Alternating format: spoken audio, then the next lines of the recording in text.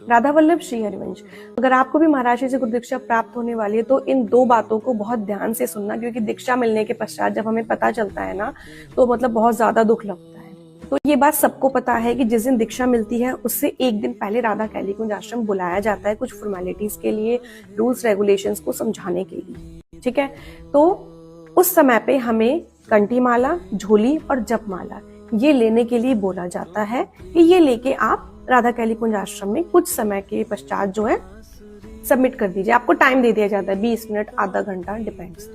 जो हम कंठी माला लेते हैं, हम जल्दबाजी में इस चीज का ध्यान नहीं देते, क्योंकि एक सखी के साथ भी ये चीज अभी हुई है। उनका मैसेज आया था कि सखी हमें महाराज जी से गुरु दीक्षा प्राप्त हो गई है, लेकिन जो हमारी कंठी माला उसके बीच टूटने चालू हो गए हैं। तो देखिए, जो भी कंठी माला हम वहां से ले रहे हैं, आप हमारी कंठी माला को एक बार ध्यान से देखिए, बहुत मोटे मोटे बीज है।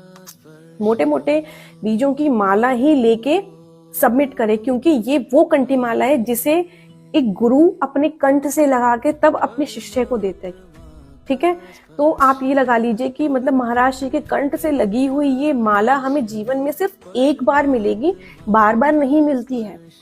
टूटी हुई माला को हम सही करवा सकते हैं, लेकिन टूटे हुए बीजों को सही नहीं करवाया जा सकता। तो उस टाइम पे ना आप नुछावर मत देखना कि इस माला की नुछावर कितनी है, मतलब उसकी वैल्यू देखना कि मतलब महाराज जी को हम छू नहीं सकते, हम सिर्फ दूर से देख सकते हैं, फोन में देख सकते हैं, ठीक है। लेकिन उनके द्वारा कुछ छुआ हुआ, ठीक है, उनके कंठ से लगा हुआ हमें सिर्फ एक यही प्राप्त होता है। तो अब आप इसकी वैल्यू लगा लीजिए। दूसरी चीज ये कि जो हमारी जप माला होगी, जप माला भी हमें महाराज जी बताते हैं पूरे जीवन चलानी है, ठीक है। टूटेगी जुड़वा लो, टूटेगी फिर से जुड़वा लो। तो उसके भी जो बीज हो, बहुत मोटे मोटे बीजों वाली माला होती है, उस टाइम पे मतलब आप मोटे बीजों वाली माला ही लें। तो इन दो बातों का बहुत अच्छे से ध्यान रखें, क्योंकि इनमें से कोई भी अगर टूटती है ना तो उसका मतलब वो दुख शायद से सबसे बड़ा दुख होगा, क्योंकि ये मतलब महाराज श्री ने के कंठ से लगी हुई है। राधा वल्लभ श्री हरिवंश।